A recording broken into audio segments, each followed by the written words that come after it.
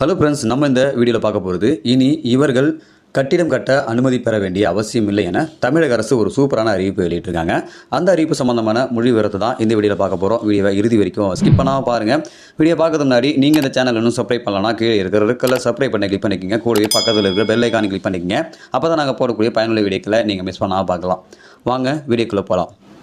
சட்டசபையில் வீட்டு வசதி மற்றும் நகர்ப்புற வளர்ச்சித்துறையின் மானிய கோரிக்கையின் போது அமைச்சர் முத்துசாமி பேசுகையில், தமிழகத்தில் பொதுமக்கள் எளிதாக பயனடையும் விதமாக 2500 சதுரடி நிலத்தில் 3500 சதுரடி வரை கட்டப்படும் குடியிருப்பு கட்டிடங்களுக்கு இனி கட்டிட அனுமதி பெற தேவையில்லை என்று ஏற்கனவே முதல்வர் அறிவித்துள்ளார். ஆனால் அவர்களுக்கு சுயசான்று மூலமாக அனுமதி வழங்கப்படும். கட்டிட அனுமதி பெற தேவையில்லை என்றாலும் அவர்கள் கட்டிட விதிகளை முறையாக பின்பற்றப்பட வேண்டும். அதனை போலவே 750 சதுர மீட்டருக்குள் கட்டப்படும் கட்டிடங்கள் 8 சமையலறைக்குள் இருந்தால் அவர்களுக்கு கட்டிட நிறைவு சான்று தேவையில்லை என்றும்,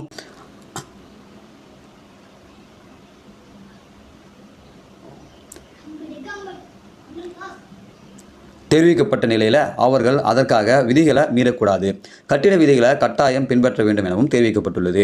மேலும் 300 சதுர மீட்டருக்குள் கட்டிட பரப்பளவு கொண்ட 14 மீட்டர் உயரத்திற்குள் உள்ள அனைத்து வணிக கட்டிடங்களுக்கும் கட்டிட முடிவு சான்றிதழ் பெறுவதிலிருந்து விலக்கு அளிக்கப்படும் எனவும் தெரிவிக்கப்பட்டுள்ளது.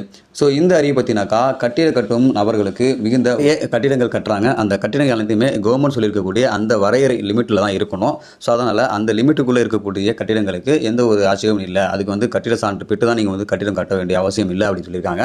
ஸோ அது மட்டும் இல்லாமல் அடுக்குமாடி குடியிருப்பு கட்டும்போது அதில் 750 சதுர மீட்டருக்குள்ளே இருக்கும்போது அதில் 8 சமையல் அறைகள் இருந்தாக்கா அவங்க கட்டிட நிறைவு சான்று பெற வேண்டிய அவசியம் இல்லை அப்படின்னு சொல்லியிருக்காங்க.